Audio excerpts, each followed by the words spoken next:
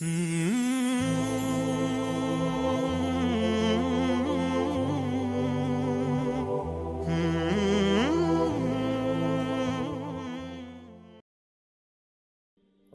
باللہ من الشیطان الرجیم، بسم اللہ الرحمن الرحیم۔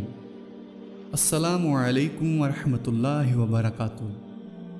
عزیزان محترم، ہم امید کرتے ہیں کہ آپ سب خیر و عافیت سے ہوں گے۔ عزیزان محترم، ہمارا آج کا موضوع ہے کہ کیا پہلی قومیں بھی روزہ رکھتی تھیں؟ جیسے کہ رمضان المبارک عالم روحانیت کا موسم بہار آنے والا ہے، جس میں مختلف عبادات کے پھول کھلتے ہیں۔ یہی موسم ہے جس میں عبادات کے لگے ہوئے پودے تناور درخت بن جاتے ہیں اور ان پر ثوابات کے پھل پاک کر مالیان عبادت کو خوش ذائقہ لذت سے محفوظ رکھتے ہیں۔ اور مزید اپنے موضوع کی طرف چلنے سے پہلے ہم آپ سے گزارش کرتے ہیں کہ ہمارے چینل اسلام اور وظیفہ کو سبسکرائب کریں، شیئر کریں اور بیل آئیکن کو دبائیں تاکہ ہماری ہر آنے والی معلوماتی ویڈیوز آپ کو بر وقت ملتی رہیں۔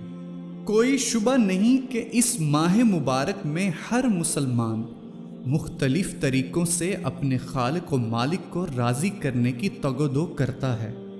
اللہ کے پیارے محبوب امام الانبیاء صلی اللہ علیہ وآلہ وسلم نے بھی اس مبارک مہینے میں کئی عبادات بجا لائی اور اپنے غلاموں کو بھی اس کی ترغیب دی۔ تمام ادیان میں روزہ معروف تھا، ہے اور رہا ہے۔ عزیزان محترم، قدیم یونانی، مصری، رومن، ہندو سب روزہ رکھتے تھے۔ موجودہ تورات میں بھی روزہ داروں کی تعریف کا ذکر ہے۔ حضرت موسیٰ علیہ السلام کا 40 دن روزہ رکھنا ثابت ہے۔ یروشلم کی تباہی کو یاد رکھنے کے لیے یہودی اس زمانے میں بھی ہفتہ کا روزہ رکھتے ہیں۔ اس طرح موجودہ انجیلوں میں بھی روزہ کو عبادت قرار دیا گیا ہے اور روزہ داروں کی تعریف کی گئی ہے۔ عزیزان محترم، اس بنیاد پر رب العزت نے ارشاد فرمایا ہے کہ اے ایمان والو، تم پر اسی طرح روزے فرض کیے گئے ہیں جس طرح تم سے پہلے لوگوں پر بھی فرض کیے گئے تھے، تاکہ تم پرہیزگار بن جاؤ۔ مذکورہ آیت مبارکہ سے معلوم ہوا کہ روزہ پہلی امتوں پر بھی فرض تھا۔ کتب احادیث اور تاریخ اور توریت اور انجیل کے مطالعہ سے معلوم ہوتا ہے کہ قریش مکہ ایام جاہلیت میں 10ویں محرم کو اس لیے روزہ رکھتے تھے کہ اس دن خانہ کعبہ پر نیا غلاف ڈالا جاتا تھا۔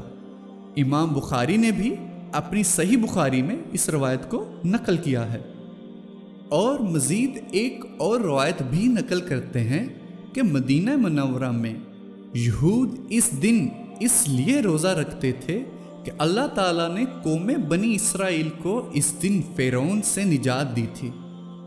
ان شواہد سے پتہ چلتا ہے کہ شریعت محمدی صلی اللہ علیہ وآلہ وسلم سے قبل عموم میں بھی بحیثیت عبادت کے روزہ معروف جانا پہچانا جاتا تھا۔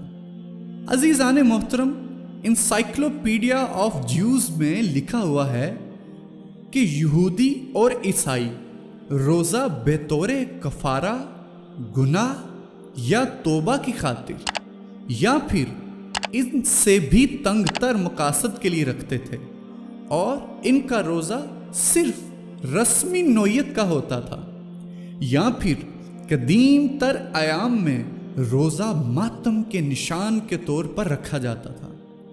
یعنی ان لوگوں نے روزے کی اصل مقصدیت سے صرف نظر کرتے ہوئے اسے اپنے مخصوص مفادات کے ساتھ وابستہ کر لیا تھا، مگر اسلام نے انسانیت کو روزے کے بامقصد اور تربیتی نظام سے آشنا کیا۔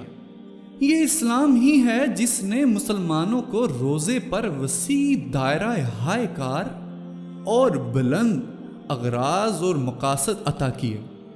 زندگی کی وہ تمام تمنائیں اور خواہشات جو عام طور پر جائز ہیں، روزہ میں ان پر بھی کچھ عرصہ کے لیے پابندی عائد کر دی جاتی ہے۔ عزیزان محترم، رسول اکرم صلی اللہ علیہ وآلہ وسلم کا ہر اطاعت گزار امتی ان پابندیوں کو دلی رغبت اور مسرت کے ساتھ اپنے اوپر عائد کر لیتا ہے، یہ جانتے ہوئے کہ جسم اور روح دونوں کے لیے مفید ہے۔ علاوہ ازیں مختلف مذاہب میں روزہ رکھنے کے مکلف بھی مختلف طبقات ہیں۔ مثلاً پارسیوں کے ہاں صرف مذہبی پیشوا، ہندوؤں میں برہمن اور یونانیوں کے ہاں صرف عورتیں روزے رکھنے کی مکلف ہیں، جبکہ ان کے اوقات روزہ میں بھی اختلاف اور افراد تفریط پائی جاتی ہے۔